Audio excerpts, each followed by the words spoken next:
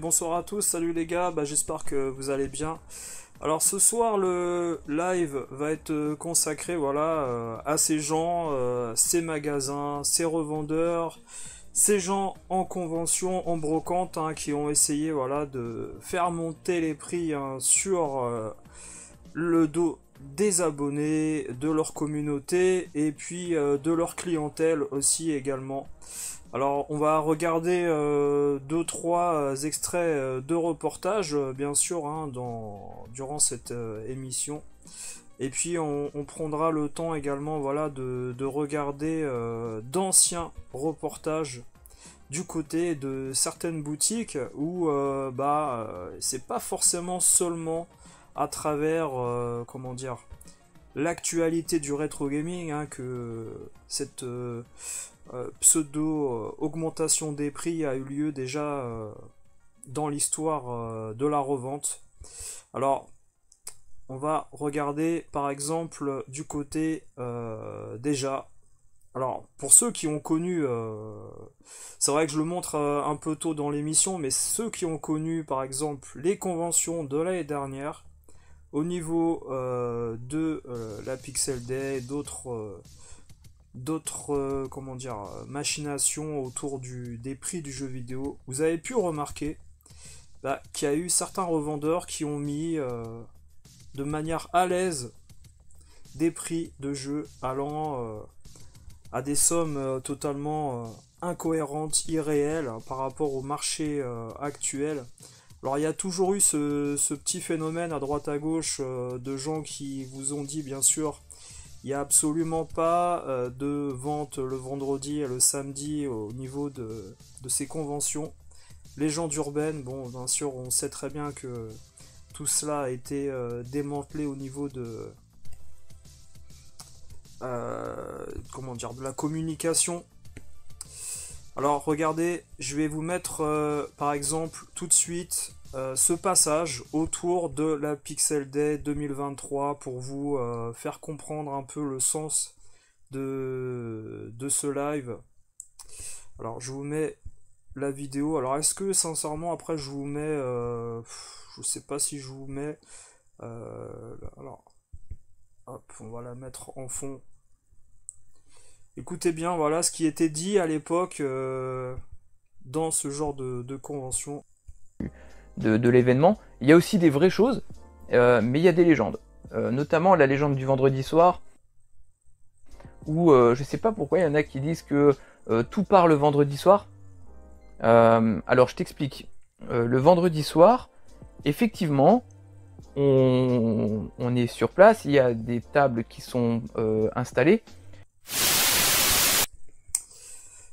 Et puis bien sûr, je vous laisserai deviner la suite où justement ils sont pris les pieds dans le plat avec leurs explications, ces youtubeurs-là à l'époque, où vous avez eu le droit lors de ces conventions à des à des manigances de la part de non seulement des exposants, mais également de youtubeurs, pseudo-influenceurs bien sûr. Salut Deldel et salut Benoît JR. Ouais, c'est un peu dans la thématique, bien sûr. C'est-à-dire que là, on va revenir sur des gens qui ont imaginé des prix des jeux qu'ils allaient vendre dans ces conventions et qui sont jamais partis. Et puis des prix de jeux également qui n'ont jamais monté également en boutique après leur passage dans la sphère de la revente. Alors, on va regarder voilà, du côté par exemple de certains prix que je vais vous mettre tout de suite. Alors il faut juste que je tombe sur le bon passage, ça serait bien. Hop. Alors, on va se faire plaisir avec ces petits prix. Regardez, c'est assez magnifique. Parce que dans cette convention de l'année passée par exemple, où voilà, des gens se sont attardés sur des problèmes autour de comment dire, comment on va appeler ça, l'organisation. Le vrai problème de cette convention d'époque, c'était pas forcément l'organisation principale, vu que t'es là pour, c'est quand même une brocante, voilà. Mais ce que je veux dire par là, c'est que on a eu quand même, voilà, des jeux qui ont été mis à des préférences exagérées, comme par exemple Frogger sur GameCube à 700 euros. On a eu Pirate of Darkwater juste avant. Alors je vais vous en mettre d'autres. Voilà, il y a des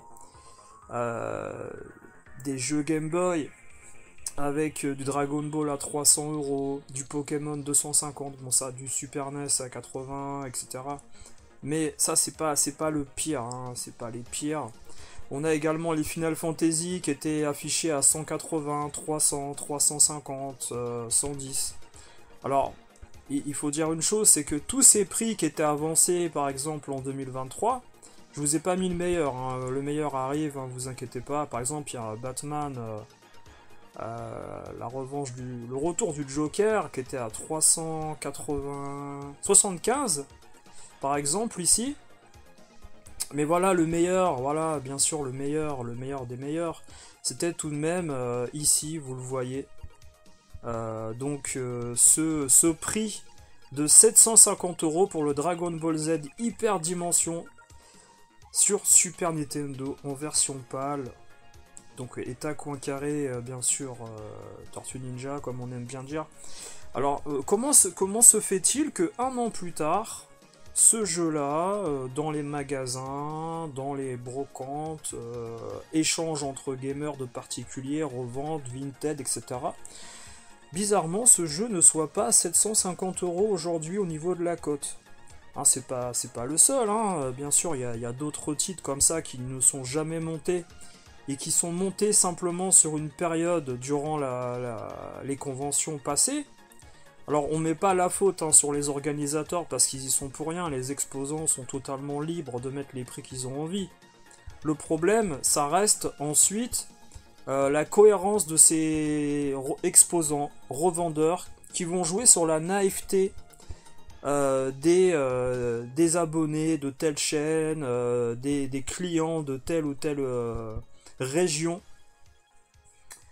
Salut Matspo.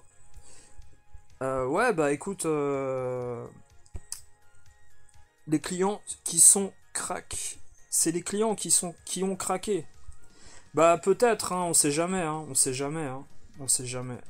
Bah ce qu'il faut dire, c'est que déjà, voilà, moi je vais revenir sur un des principaux intéressés, qui va être par exemple notre ami de chez Back in Toys, qui s'était amusé dans une vidéo passée à montrer, voilà, ces jeux façon Turtle in Time qui jaugeait à 500 ou 800 euros parce qu'il était en état mint de 35 ans. Bon, ça c'est le running gag, hein, tout le monde le sait, voilà, on va pas revenir dessus. Maintenant il s'est fait une réputation de spéculateur averti.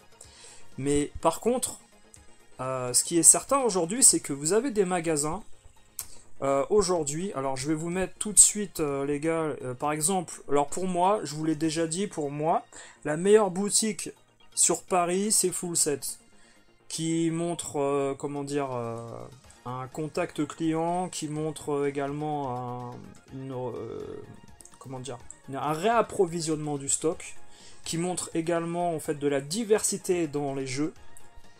Et pour moi, si jamais ces youtubeurs, influenceurs, exposants, brocantes avaient eu raison de mettre des jeux aussi chers il y a un an, les boutiques qui sont dépendantes du marché et de l'Argus des jeux pour vendre leur stock en vitrine, se seraient alignées déjà, premièrement. C'est-à-dire qu'aujourd'hui, on sait très bien que c'est pas un influenceur, un youtubeur qui fait la loi, la pluie et le beau temps au niveau des jeux, des prix affichés dans le magasin. Alors, je vais essayer de vous trouver les photos que j'ai pu récupérer. Normalement, elles sont là.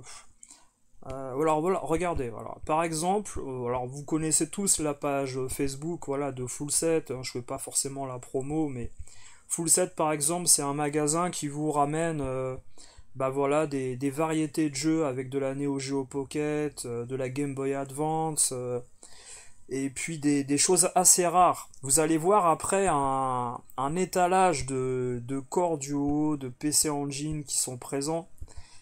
Et je suis certain que si on recherche des vidéos du passé autour des conventions de 2023, on trouvera des choses beaucoup plus chères que dans ces magasins-là, qui sont pourtant des références au niveau du marché parisien. Et moi, ce que je peux vous dire, c'est que tous ces gens-là qui ont essayé, voilà, de spéculer sur votre dos en un jour, parce que l'inflation spontanée, qui est-ce qui l'a fait, qui a tenté de la faire aux yeux, et au nez à la barbe, hein, de leur communauté, de leur chaîne YouTube, hein, ce sont ces influx voleurs spécialistes de l'inflation spontanée en une heure, parce qu'ils ont atterri dans une convention et qu'ils ont créé un stand pour leurs abonnés. Je serai à telle convention, venez me voir, j'aurai des choses à vendre, etc. On les connaît. Voilà, on n'en parlera pas, vous savez tous qui c'est, mais on connaît les pires, on connaît les gens qui sont corrects, on connaît les gens qui y sont régulièrement. Et ceux qui y sont seulement pour vendre et pas pour signer des autographes ou échanger avec leurs fans ou abonnés. Alors par exemple ici vous avez dans cette boutique énormément de consoles en boîte, corps duo, voilà, dans tous les sens. Il n'y a pas la duo RX, elle n'y est pas, mais il y a quand même, voilà, même de la TurboGrafx qui est la version US de la PC Engine, donc, hein. Qui était déjà dans le magasin depuis un petit moment. Elle part pas parce qu'elle était, elle est assez rare, donc ils l'ont mise un peu cher. Il y a des multitap, il y a énormément de choses. Je vous dis, Full Set, c'est peut-être aujourd'hui pour moi la boutique qui a le plus de variété en réserve dans leur stock de magasins.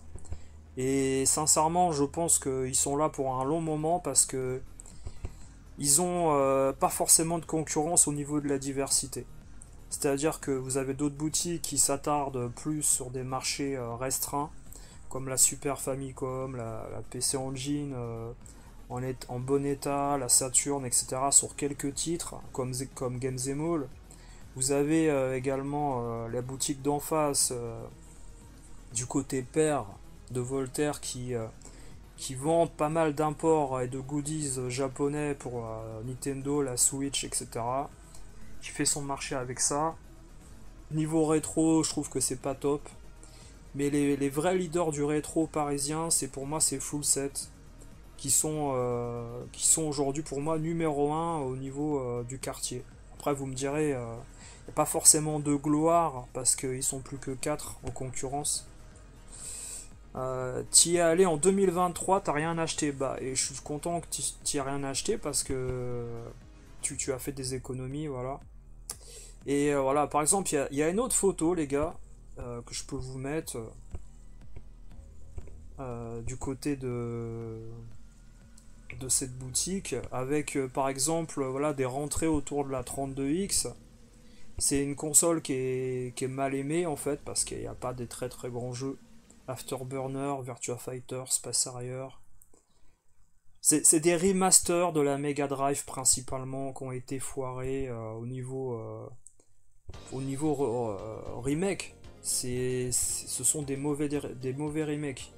Alors, je vous montre, voilà, toutes ces photos pour rendre légitime cette boutique qui ne s'est jamais alignée sur l'état Tortue Ninja à 800 €, hein, de l'année dernière, qui a été instauré par un youtubeur. Cette boutique là, vous y allez encore aujourd'hui. Le jeu il est même à 199 €, vraiment en très bon état, hein, sur la Super Famicom. Alors, je crois même, regardez, que j'ai des photos d'époque. Je vais essayer de vous trouver ça, les gars, avec ces fameux jeux qu'on avait pris pour faire un live autour de la Super Famicom. Je vais retrouver rapidement les boîtes jaunes caractéristiques, hein, de la Super Famicom. Et après voilà, moi ce que je veux montrer en fait à travers cette vidéo, c'est que vous avez des gens qui profitent de la naïveté des conventions, des brocantes, pour essayer d'escroquer un peu les gens qui sont pas trop au courant de ce qui se passe dans les vraies boutiques leaders parisiennes au niveau du marché. Et on a tendance à oublier que aujourd'hui c'est pas un youtubeur qui fait la loi du marché du rétro, c'est la boutique physique. C'est-à-dire que si quelqu'un aujourd'hui veut spéculer sur un jeu, libre à lui de le faire. Alors vous avez plusieurs états, hein, mais on est très loin du 500 ou du 800 euros affiché. Hein. On est très très loin. C'est-à-dire que depuis par exemple janvier 2023 où on avait récupéré ces photos, le Tortue Ninja, il y a eu d'autres versions qui sont passées à 199 euros. Voilà. Alors bien sûr, tout ça c'est toujours pareil, hein, c'est-à-dire que vous allez prochainement avoir, je pense, dans des conventions, des gens qui vont chercher à vendre tel ou tel jeu beaucoup plus cher que la cote, parce qu'ils vont dire, tiens, il est disponible seulement dans cette région-là de la France, et c'est une opportunité pour les gens qui se déplacent pas sur Paris, etc. Mais moi je trouve assez malsain de voir des gens voilà, qui ont profité de la naïveté de leur communauté pour essayer de monter les prix. Et ben aujourd'hui, qu'est-ce qui se passe aujourd'hui? Bah, on attend toujours, hein, bien sûr, que dans une boutique, on nous vende tel ou tel jeu à 500 ou 800 euros, comme ça avait été décrit par ces gros youtubeurs hein, qui s'amusent bien sûr à faire des rencontres abonnés tout à fait, comment dire, pour revendiquer leur pouvoir d'influence dans le monde du rétro. Mais au final, ces gens-là sont également dépendants au final des boutiques pour revendre leurs produits. Parce que si leur produit n'est pas vendu à 800 euros, c'est parce que tout simplement, les boutiques et le commerce ne s'est jamais aligné sur ces gens-là. Voilà. Salut Teddy Olympe. Alors, salut cousin Hubert, tu dis, si tu peux ajouter, je pense que République a plus de choix que Denden Town et peut-être bientôt Akihabara. Ouais. Oui, oui, ça on l'a dit hein, par rapport au phénomène qui se passe du côté de Paris, du côté du Japon, excusez-moi. Ça c'est clair et net qu'on n'a pas du tout, on n'a pas du tout la même évolution du marché, on va dire, hein, dans le sens où justement au Japon on a plus tendance à fermer toutes ces boutiques-là, à racheter des stocks pour faire des méga stores comme on a pu voir. Alors attendez, il y a peut-être une autre photo là rapidement que je peux vous montrer au niveau des rentrées qu'on a sur la Mega Drive. Avec, bah, ils ont rentré des beaux petits trucs. Alors je sais pas où est partie la photo, mince elle a disparu la photo. Elle est partie où? Ah elle est là. Ah ouais elle est partie dans le coin. Bon c'est pas grave, attendez on va en remettre une. Parce que c'est vrai qu'elles sont tellement grandes ces photos là que de les afficher en fait dans le petit carré là, du coup elles prennent toute la place où elles sont pas. Alors voilà, regardez par exemple, il y a des jeux vraiment. Après moi sincèrement, c'est pas que je fais une overdose au niveau de la Mega Drive, mais quand je vais dans les boutiques maintenant, les jeux Mega Drive, j'en regarde plus aucun parce que tout simplement j'en ai trop et prochainement vous verrez, je vous ai fait une vidéo où je dis que j'arrête justement la collection au niveau des achats. J'arrête ma collection, je vais plus rien acheter, c'est fini, je vais profiter de ce que j'ai et puis je commence à. En fait, si vous voulez, je connais tellement de jeux, je vois toujours les mêmes jeux en vente dans les magasins. C'est une des raisons pour lesquelles je trouve aucun besoin de mon côté de me déplacer en boutique, chiner, chercher des choses. Voilà, je suis content avec ce que j'ai aujourd'hui. Et puis surtout, bah c'est du vu et revu. Parce qu'au final, il y a beau avoir plus de 900 jeux ou 1000 jeux sur Mega Drive dans certains continents, vous revoyez toujours les mêmes titres. Alors c'est vrai que par exemple, dans cette sélection de jeux ici, il y a un jeu que j'ai pas, parmi tous les autres que j'ai, c'est El Viento. Mais sinon, tous les autres là qui sont affichés, je les ai déjà. El Viento sur Genesis, je l'ai pas. J'ai failli l'avoir un jour et je l'ai pas pris, je le trouvais trop cher pour ce que c'était. Vous connaissez l'histoire. il est devenu encore plus cher. Alors tu dis les magasins de République sont très bon marché par rapport à la concurrence des autres magasins du monde. Ouais, je pense aussi, je pense, ouais. Je pense. Moi, je suis très content d'avoir, par exemple, connu certaines boutiques, même dans les années proches. Voilà, des boutiques comme Games Mall et Retro Gameplay qui m'ont vraiment servi pour rattraper des achats que j'avais pas pu faire dans le passé. Euh, alors Dolphin 64, tu dis, ces conventions, ça joue sur le craquage des acheteurs compulsifs avec le volume de visiteurs. Statistiquement, tu as des chances de trouver le pigeon qui prendra le jeu. Ouais. Et souvent, en fait, souvent, le pigeon habitué à, vous savez, à prendre des jeux en convention, va prendre des jeux à l'entrée. C'est-à-dire que statistiquement, les stands qui sont à l'entrée d'une convention ont beaucoup plus de chances de vendre des produits, surtout si ce sont des produits qui sont demandés par les clients, même s'ils sont un peu chers. Les gens, de peur de ne pas les retrouver, et de devoir faire tout le tour de la convention, les achètent à l'entrée. Et en général, le pigeon se fait avoir à l'entrée de la convention, très très souvent. Ouais. Bah, le El Viento, en fait, en loose à l'époque, quand moi j'ai failli l'acheter, il était à 60 euros. Je te parle de ça, c'était il y a 6 ans. Et à un moment, j'ai regardé vite fait le prix. Bon, ça m'a. En plus, le jeu, il est pas terrible, hein, faut dire la vérité. Hein. Le jeu est pas terrible. Et alors, vous aurez prochainement une interview, les gars, de Domingos, qui était ancien vendeur, qui est devenu co-gérant de chez Vidéo Invasion, qui est l'ancien proprio de Full Set. Le même magasin, en fait, si vous avez connu, les gars. Années 90, et puis il y a eu des changements de propriétaire début années 2000 ensuite encore, mais vous allez avoir pas mal de révélations sur la façon dont fonctionnaient les commerces avec, avec l'approvisionnement, la comptabilité, et puis surtout la clientèle différente qui fait que il faut réfléchir à ce que tu fais quand tu commandes des jeux. Et puis également le loyer. Vous aurez des informations, les gars, sur tout ce qui est intramuros. Et, et par rapport à tous les gérants en fait que moi j'ai pu interviewer, alors l'interview de Thomas elle était excellente, on a appris plein de choses du côté de Jussieu, mais du côté de République, c'est la première boutique qui dévoile beaucoup de choses que moi je savais avec d'autres personnes, mais on n'avait pas, si vous voulez, la confirmation des gérants pour l'interview. C'est-à-dire que moi je peux parler tout seul, si vous voulez, de certains sujets, mais en effet c'est toujours mieux quand il y a quelqu'un voilà, qui a exercé le métier de gérant ou de vendeur professionnel pendant 5-10 ans pour justement expliquer comment fonctionnaient ces boutiques-là dans les années 90.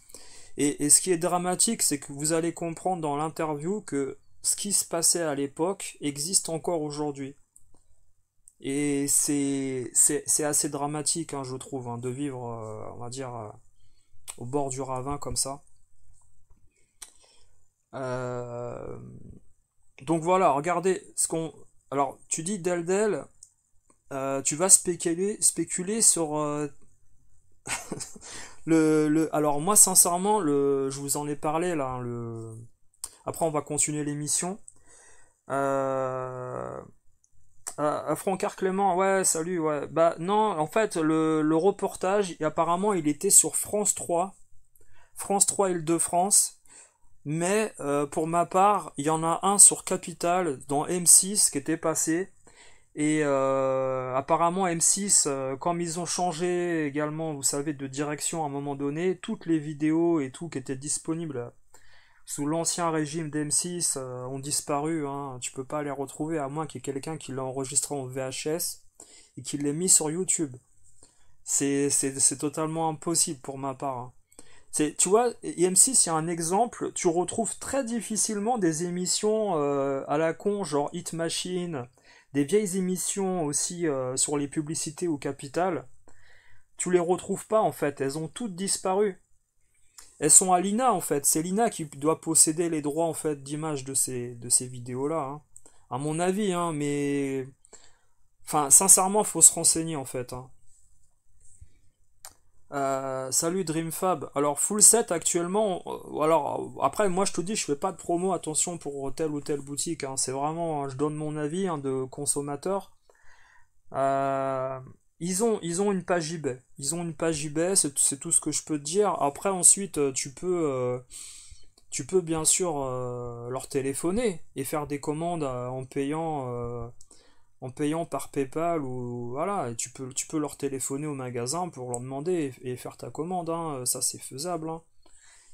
Voilà, hein. Mais bon, moi après je te dis, je fais pas de promotion, de publicité pour telle ou telle boutique, hein. J'aime bien Games Mall, j'aime bien Retro Gameplay qui appartient à Full Set aussi. J'aime bien quoi, bah pas grand chose en fait à Paris, il y a Dragon Games qui est très bien en banlieue. Mais ça s'arrête là, quoi. Si vous voulez, c'est pas énorme. Mais pour vous dire, je suis assez étonné, voilà, de pas avoir vu tel ou tel magasin bah, s'aligner sur les prix qu'avait affiché notre ami de la brocante de Back in Toys à 800 euros, 700 euros, avec des normes, avec des boîtes coin carré qui devaient être parfaites. Et ça devait être une norme, comment dire, qui allait définir le prix d'un jeu en boutique. Déjà qu'on sait qu'en boutique, ils ont du mal à se concentrer sur l'état de la PCB. Enfin bref. Et alors le but également, voilà, de ce petit live, et c'était de vous montrer également, je vais le mettre tout de suite, c'était de vous montrer un petit reportage au niveau d'anciens magasins qu'on a pu avoir dans le passé avec alors attendez, je vais essayer de vous remettre la page. Alors d'ailleurs elles sont parties où? Où est-ce que j'ai mis ça? Pourtant il me semblait que je les avais mis ici. Ah j'ai dû les... Ah je sais où elles sont. Je sais, j'avais préparé les petites vidéos. Ah, prochainement également, je ferai une petite émission autour des publicités des années 80-90. On fera un petit truc sympa. Allez, je vais vous mettre cette petite vidéo, les gars. Et c'est une vidéo assez amusante parce qu'elle a été tournée à Créteil-Soleil, du côté de Micromania, Créteil-Soleil, pour ceux qu'on connu. Alors, il faut savoir que les magasins d'époque, hein, les franchises comme ça, ne pouvaient pas augmenter les prix sans passer par la direction qui avait fixé un prix dans les magasins, ce qui n'est pas le cas des boutiques indépendantes. Les boutiques indées, aujourd'hui, hein, elles font ce qu'elles veulent, hein. C'est-à-dire que si aujourd'hui, il y en a un qui décide de mettre un jeu à 1000 euros en vitrine, bah, il a le droit, tout simplement. Et si une autre boutique décide de mettre le jeu encore plus cher, etc., bah, ils ont le droit. Parce que ce ne sont pas des franchisés, voilà, par définition. Mais à l'époque, regardez, pour ceux qui n'ont pas connu... Allez, vas-y, je te laisse faire. Surtout, ne tombe pas dans l'autre et n'oublie pas que t'es encore un petit peu vampire quelque part.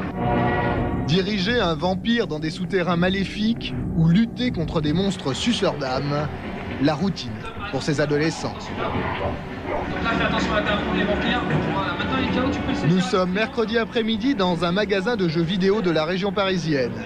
Ces adolescents sont venus tester un nouveau jeu d'aventure qui vient de sortir. Le vendeur est là pour leur en expliquer toutes les subtilités. Avec Triangle, tu peux l'emballer, c'est une arme très très puissante. L'âme séparée de la chair se rapporte. Le public est conquis d'avance. Depuis quelques années, le jeu vidéo est devenu l'un des principaux loisirs des enfants, des adolescents et même de certains adultes. Il arrive quand même que je joue par jour des 2 heures, 2-3 heures. Par jour. Par jour. C'est énorme. Oui, c'est énorme. Une heure, une bonne heure. Disons à peu près 3 heures, 3 à 4 heures. Alors, si vous voyez ce documentaire, c'est intéressant de voir bah, déjà l'aspect des clients, il y a un peu de tout.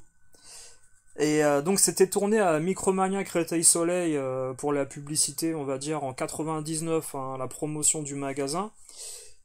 Et à l'époque, vous aviez quand même déjà de la micro-informatique qui était encore vendue en 99 sur Windows. Il y avait quelques jeux qu'on voit derrière le monsieur là. Et puis il y avait des concours qui étaient organisés. Et c'était pas mal du tout ça. 5-6 heures quand même. Alors moi je dirais... Alors ça c'est, je m'en souviens très bien de ce magasin parce que on y allait souvent, parce que moi j'ai fait le lancement de la Dreamcast, j'ai acheté la Dreamcast PAL après avoir eu la japonaise là-bas, et ce magasin là en fait, il y avait pas mal de télé avec des standees avec les manettes pour jouer à la Dreamcast qui venait de sortir. Il y avait également les meilleurs jeux qui étaient à côté de la caisse avec le top 10 qu'on peut voir là. Voilà, je vous mets l'encoche, voilà, le top 10 au niveau des jeux. Il y avait souvent, vous savez, les FIFA, les NBA Live, les machins. Parce que, comment dire, les éditeurs payaient pour justement que leurs jeux soient mis en valeur. Alors, si vous avez l'œil, est-ce que vous avez l'œil ou pas? C'est ça la question. Regardez les boîtiers anti-vol. Regardez les boîtiers anti-vol. Les boîtiers anti-vol de 99 ne sont pas les boîtiers anti-vol de 2006 chez Micromania. Est-ce que ça vous interpelle ou pas? Vous, les collectionneurs un peu maniaco-dépressifs, prêts à faire n'importe quoi avec les portiques de sécurité, enfin, je vous rappelle juste que en fait, les gens qui veulent s'amuser à reproduire un magasin chez soi, en pensant à des boîtiers anti-vol, et etc., etc., dites-vous un truc, c'est qu'il y a des générations de boîtiers anti-vol différents.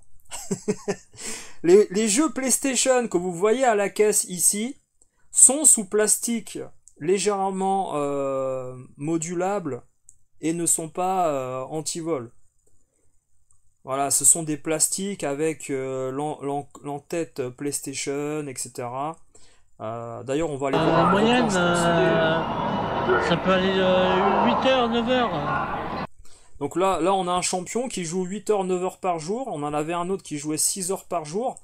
Quand je vous parle des gamers des années 90, je suis pas certain qu'aujourd'hui, dans les collectionneurs de rétro, on ait des gens qui soient capables de jouer 5h, 6h, 3h ou 8h par jour comme le monsieur là.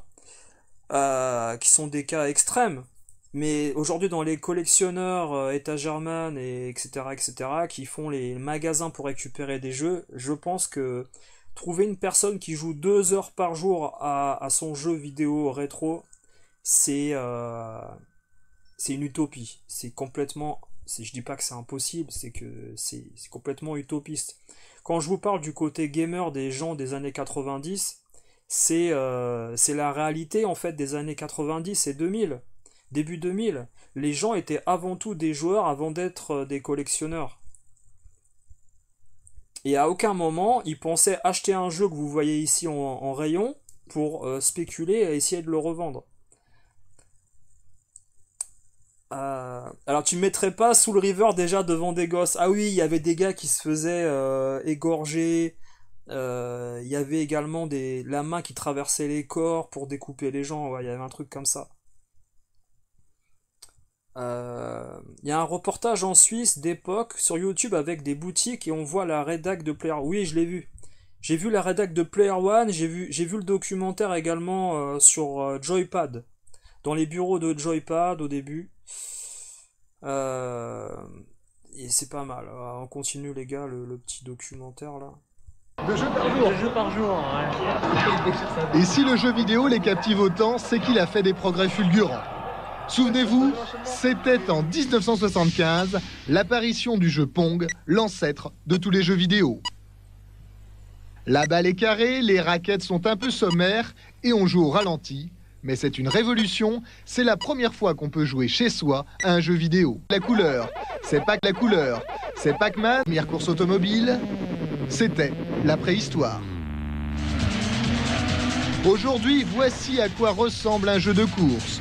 Bruitage, musique, vitesse, tout y est. L'eau a dépassé le stade artisanal. C'est vrai que quand j'ai comme ça le matin. Création de Callisto. Qui habite des atlas géographiques. Il y a des pouvoirs. L'action se passe à Londres au début du siècle. Votre mission, débiter en tranches le plus de monstres possible. Ce jeu est sorti en 1998. Il s'est vendu à plus d'1 million d'exemplaires. Alors, vous voyez là, par exemple, c'était Nightmare Creature, je crois. On vous montre les bureaux de développement du jeu avec déjà autre chose que ce qui se passait en 93. Hein. Il y a des grosses équipes pour n'importe quel jeu. Voilà, Nightmare Creature, il y avait le 2 également qui était en prédiction, préparation, qui est bien sorti, hein, mais bon. Personnage sur ce grand cahier et qui était sorti d'ailleurs sur la Dreamcast également, je crois, le 2. Et alors que le 1 est sur la PS1. Je sais pas s'il y a le 2 sur la PS1, faudrait que je me souvienne. Je crois pas d'ailleurs. Mais c'était assez intéressant ce genre de documentaire. Alors il y a pas mal de documentaires comme ça, témoignages sur les années 90 avec des gens voilà, qui ont bossé dans le métier. Et ça serait bien également de retrouver ces personnes-là. Mais on était vraiment axé dans les années 90 sur le gaming. Tout ce qui était collection, les gars, ça rentrait absolument pas en compte. Alors la spéculation, j'en parle même pas. C'est pour ça que moi, à un moment donné... C'est un héros. Moi, j'arrive pas à comprendre que des soi-disant passionnés de jeux vidéo, aujourd'hui, ne parlent que d'achat, d'argent, de boîtes en état parfait, je ne sais quoi, et ceci, cela. Parce qu'au final, l'essence de ces collections, c'est quand même retrouver des jeux avec un gameplay bien particulier, et puis profiter des jeux qu'on a bien connus. Et comme j'ai dit dans la vidéo Étagerman, là, où la plupart des gens ont compris ce que j'ai dit, hein, il y a toujours une ou deux personnes qui prend pour argent comptant le fait que je mette en valeur Camikost. Mais j'explique quand vous regardez la vidéo en entier que on est tous en fait Étagerman. On est tous les premiers Étagerman également. Camikost, il n'a pas fait ses étagères en 2012 pour le reportage, il les a fait avant. Il y a des gens qui m'ont rappelé également le joueur du grenier, et alors il faut savoir que le joueur du grenier, la base de son décor, c'est l'emballage. L'emballage du geek, un peu pâteau, voilà, qui n'arrive pas à faire des jeux et puis qui se prend pas au sérieux. C'est un décor de cinéma qu'il a fait. Et c'est pas quelqu'un qui a mis en valeur la collection, l'exposition des jeux, et puis également fait de la promotion déguisée pour une boutique sur Paris. Quand Camikost, par exemple, parle de sa collection et des jeux qu'il collectionne, avec d'ailleurs le fameux Metal Slug, c'est surtout d'ailleurs pour mettre en valeur également voilà, le fait que collectionner c'est bien, ça s'est démocratisé, et puis que également on peut trouver ces jeux-là dans les magasins de rétro parisiens sans problème, et que comment dire, c'est pas quelque chose qu'il faut cacher au final. Ici, pas de combat contre des monstres sanguinaires. Crash a une mission plus pacifique, collecter le plus de pommes possible. Mais pour ça, il doit sauter par-dessus des crevasses, éviter des pingouins mal intentionnés ou échapper à des boules de neige géantes. Alors ça c'est quand même un documentaire, les gars, qui avait été fait dans l'ambiance Micromania de 99 en fait, pour un peu aider comment dire, l'essor de la PS1, et puis également de la sortie de la Dreamcast, hein.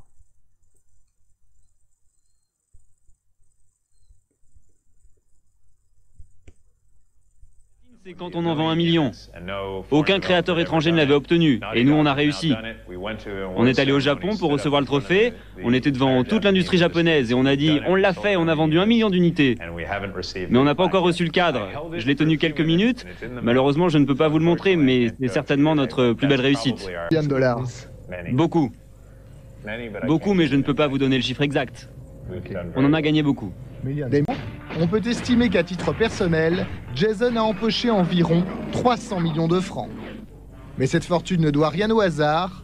Au bout de ce couloir, la salle des programmeurs. Ce sont ces informaticiens qui permettent à Crash de se déplacer dans les décors. Jason s'est entouré d'une toute petite équipe de seulement 20 personnes. Ils ne font qu'un jeu à la fois, mais ce sont tous des maniaques du détail. Si vous n'avez pas l'impression d'être dans cet univers, vous ne trouverez pas le jeu intéressant et vous ne vous y plongerez pas. Si vous êtes à un moment où il y a de la neige et que vous voyez de la neige sur les crêtes, c'est un premier pas.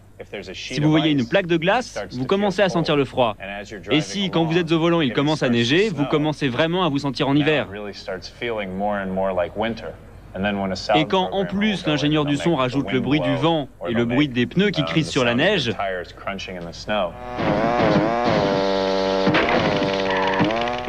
ça ressemble de plus en plus à l'hiver. Voilà, les gens aujourd'hui qui collectionnent par exemple, vous savez, Crash Bandicoot Racing ou des jeux comme ça, est-ce que vous pensez qu'ils les achètent pour le gameplay ou pour se dire tiens, peut-être plus tard il coûtera plus cher et puis si mon jeu est en bon état, j'essaierai de le vendre encore plus cher? C'est toute la question où justement il y a des changements au niveau de la génération, la façon de penser. Je pense que les anciens vont l'acheter pour le gameplay. Et puis les gens qui n'ont pas connu en fait ces jeux-là vont l'acheter justement pour spéculer. Alors vous pouvez regarder les boîtiers anti-vol, hein, là vous les voyez bien. Alors vous voyez, regardez, je vous montre les jeux PlayStation en 99 au niveau des étalages Micromania. Regardez, vous voyez ce que je vous dis. C'est la sortie là de Wipeout 3, si je me trompe pas, hein. Et vous avez donc un emballage plastifié. Il n'y a absolument pas de boîtier anti-vol, hein. Le boîtier anti-vol, je sais pas en fait exactement en quelle année il est arrivé. Bon, il a dû arriver début année 2001, 2002, je ne sais pas, mais...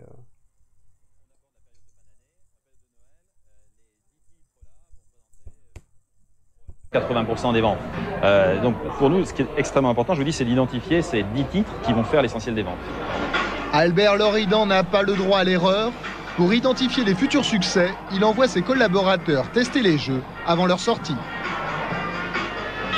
Et c'est Micromania quand même, les gars, à l'époque, c'était vraiment une référence et ils faisaient une vraie grosse concurrence aux magasins indépendants. Aujourd'hui, c'est plus forcément le cas, hein, pour le monde du jeu vidéo, où il y a eu des partages au niveau des parts de marché. Mais même les boutiques indépendantes aujourd'hui sortent leur épingle du jeu avec tous les formats, vous savez, collector goodies qui arrivent. C'est pour ça qu'un peu il y a eu Zing qui a été développé du côté de Micromania, hein, pour faire concurrence à ce marché indépendant.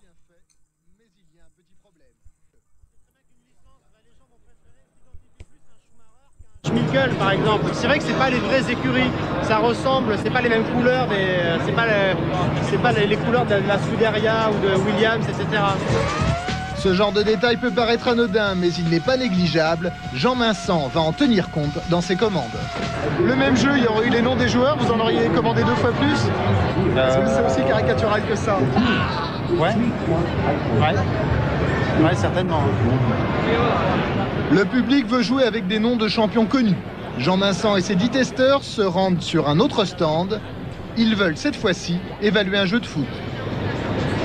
Oh là là là là, faute dans les 25 mètres là, ils sont comme ça les Anglais, hein. Dans sa version originale, ce jeu s'appelle Michael Owens 2000. Bon, en fait ça va arriver en France, ça va s'appeler Téléfoot Manager, parce que la licence bien sûr est... Alors, je sais pas si vous imaginez les gars, que ce sont des gens qui ne sont pas adolescents, qui testent les jeux. Alors, on peut dire que ce sont des gamers, etc. Mais ces gens-là ont entre 25 et 40 ans, on va dire, allez, 25 et 35 ans, voire 28 et 38 ans, on va dire, la tranche d'âge de ces gens-là, qui sont dépêchés du côté de chez Micromania, en fait, pour pouvoir tester les jeux en avant-première et faire les commandes à partir des fournisseurs étrangers.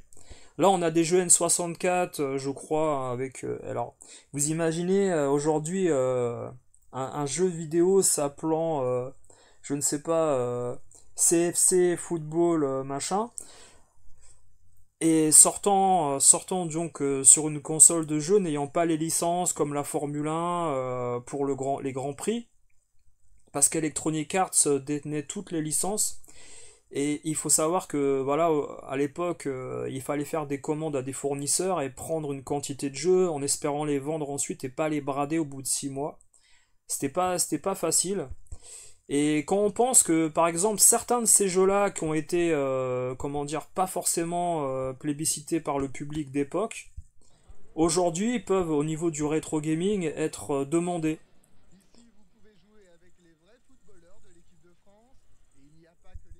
Les créateurs ont même tenté de reproduire leur visage. Le joueur en vert, c'est Barthez. Vous trouvez qu'on les reconnaît assez pour que le jeu se vende là? Ouais, il y a le nom, il y a la hauteur. Enfin, c'est vrai que graphiquement c'est dur de faire le même visage pile, mais au moins ils ont le même gabarit, ils ont la même couleur de peau, la même coupe de cheveux à peu près. Pour Grégory, apparemment le test est concluant, ce jeu devrait bien se vendre. Ah voilà Barthez. Voilà. Oh non, il me marqué un but tout seul. Les tests vont durer 3 jours. Alors là on était sur FIFA 2000 qui allait arriver, donc testé en 99, et sur la N64. Micromania réalise un tiers de son chiffre d'affaires. Sur chaque jeu vendu entre 350 et 400 francs, Albert Loridan touche environ 100 francs. Un commerce très rentable, et en plus, il a eu une autre idée. Là où est-ce qu'on va alors? On va à l'autre magasin qui s'appelle Recycleware, qui est l'endroit où on revend les jeux qu'on a repris chez Micromania. Je vais vous montrer, c'est différent. Comme les jeux neufs sont chers, Albert Loridan a développé un marché de l'occasion. Il rachète des jeux déjà utilisés et les revend une nouvelle fois dans ce magasin.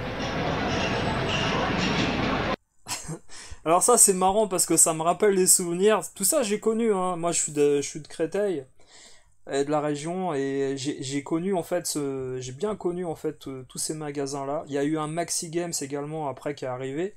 Recycleware ça a pas duré longtemps, hein, du côté de Créteil, mais c'était marrant de voir qu'il fallait marcher tout le long du centre commercial, aller à l'autre bout près du coin BHV pour aller justement récupérer les jeux d'occasion. Alors, les parents qui voulaient acheter du neuf pour les cadeaux et tout allaient de l'autre côté. Et puis, tout ce qui était Recycleware, là, bah, c'était par là. Mais bon, c'était une autre époque. Et en fait, je vous montre ça pour vous montrer vraiment le côté gamer, en fait, des acheteurs de l'époque qui pensaient absolument pas à collectionner quoi que ce soit. Et c'est quand même dingue de penser que bah, vous avez des gens aujourd'hui qui sont prêts à prendre des jeux pour simplement les mettre dans une vitrine. C'est quand même dingue. Moi j'ai du mal à... Ça prouve en fait que la génération qui est arrivée après la mienne, qui a entre 5 ans et 10 ans de différence, c'est une génération en fait qui n'est absolument pas dans le gaming au niveau des jeux rétro. Ils idolâtrent en fait une génération de jeux en voulant faire de la collection façon musée et de la spéculation. Ils ont une toute autre façon de voir le jeu vidéo que nous on a connu. Je trouve en fait que les gens qui sont de ma génération, qui collectionnent façon musée et façon étagère-man les jeux, il y en a extrêmement peu au final. On est beaucoup plus de gamers pour des gens qui sont fin années 70 au niveau de la naissance. Maintenant, les gens qui sont nés début années 80, ça commence à être une autre philosophie en fait, la façon de voir les choses. Parce qu'ils ont peut-être connu pas forcément certaines choses au moment de leur sortie, et ils idolâtrent beaucoup le produit. Alors que nous, on l'a jamais idolâtré, vu qu'on l'a eu entre les mains, on y a joué, on l'a manipulé, on l'a écorché, on l'a usé, on l'a échangé. Eux, ils ont toujours eu dans l'idée, en fait,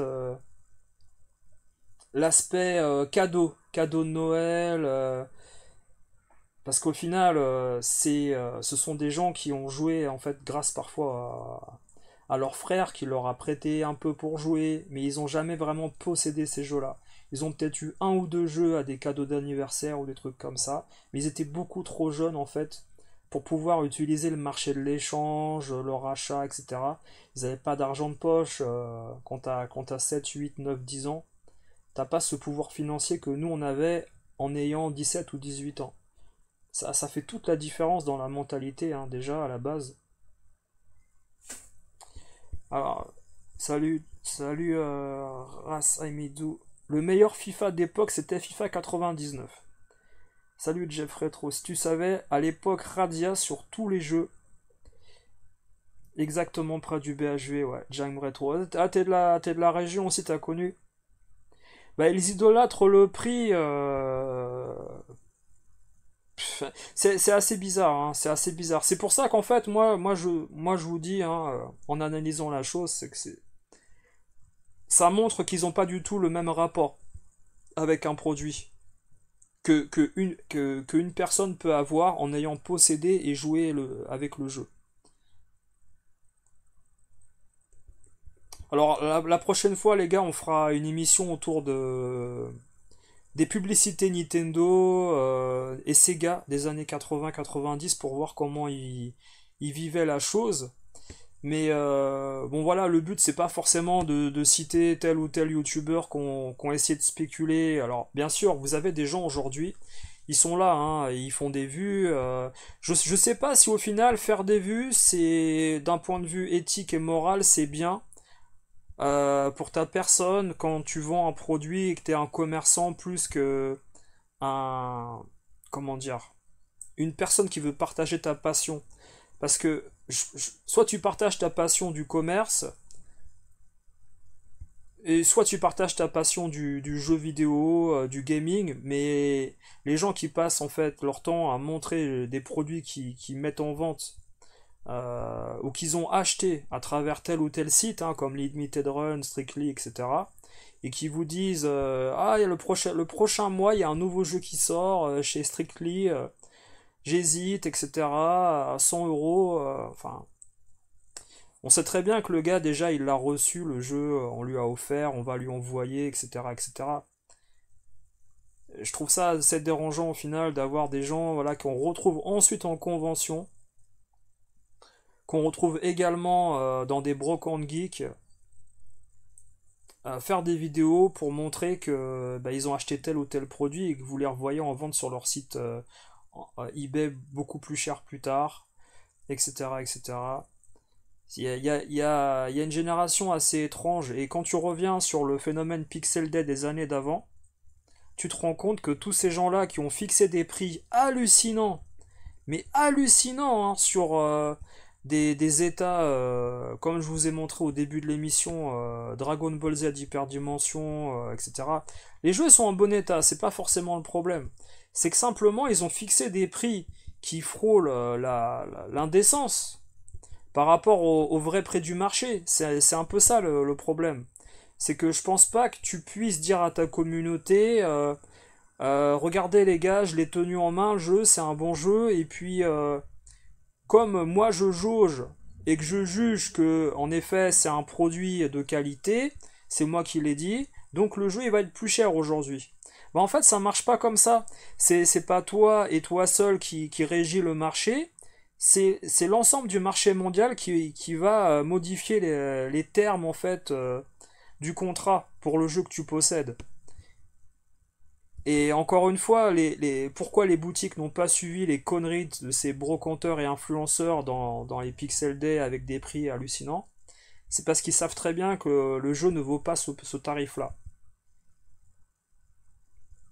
Alors, le pire, je pense que le pire, en fait, dans ces brocantes et conventions, ce sont les packs Super Nintendo que l'on peut voir avec, vous savez,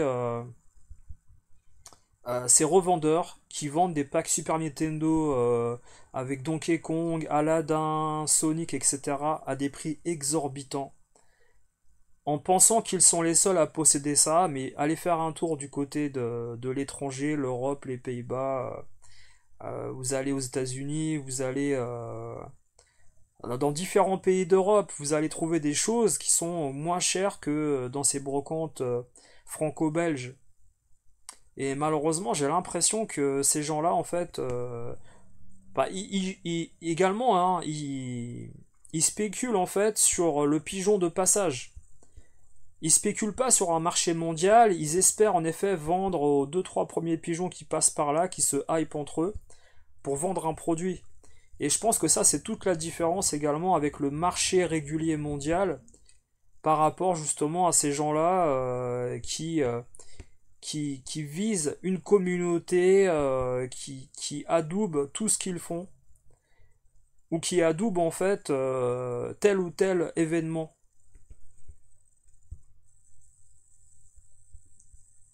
Alors moi j'allais jamais à Belle Épine, Teddy.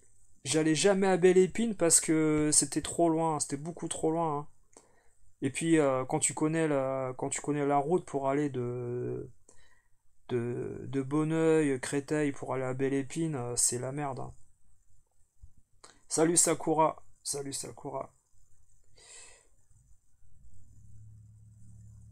Le Symphony of the Night, je l'ai jamais aimé, revendu après un mois. Moi, la Symphony of the Night, je pouvais l'avoir très facilement, j'ai jamais voulu le garder, ni le posséder, même en gravé, pour te dire...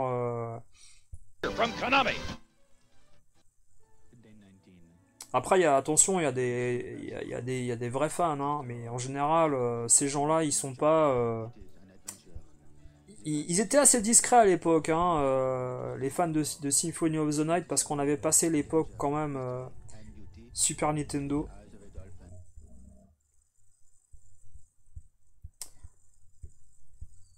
Enfin voilà les gars, écoutez, sur ce, c'était un petit live d'une heure, voilà, histoire de discuter autour de ces youtubeurs influenceurs, une nouvelle fois, qui avaient fixé des prix il y a plus d'un an. Il y a plus d'un an, hein. Je sais pas si vous imaginez hein, les conventions de 2023 où on a eu des prix pas possibles autour de certains produits, et aujourd'hui vous allez faire un tour dans les boutiques, peu importe quelle enseigne que ce soit, hein, vous allez jamais retrouver en fait ce qui a été affiché dans ces conventions. Alors il y a toujours des gens voilà, qui vont trouver des jeux Mega Drive extrêmement chers, en disant oui c'est rare donc c'est normal que ça soit ce prix là. Bah en fait non, c'est pas normal. C'est pas normal parce que vous allez, si vous êtes un peu patient et un peu chercheur, vous allez faire un tour du côté d'internet, vous allez trouver des fois le jeu 100 €, 200 € moins cher, sur des gros titres, où des gens n'hésitent pas à changer les boîtes, les emballages, les jaquettes, hein, voilà, le syndrome Retro Game Shop, hein, vous le connaissez. Enfin bref, sur ce les gars, je vous souhaite une bonne soirée. C'était un mini live. Portez-vous bien, passez une bonne soirée. Ciao à tous.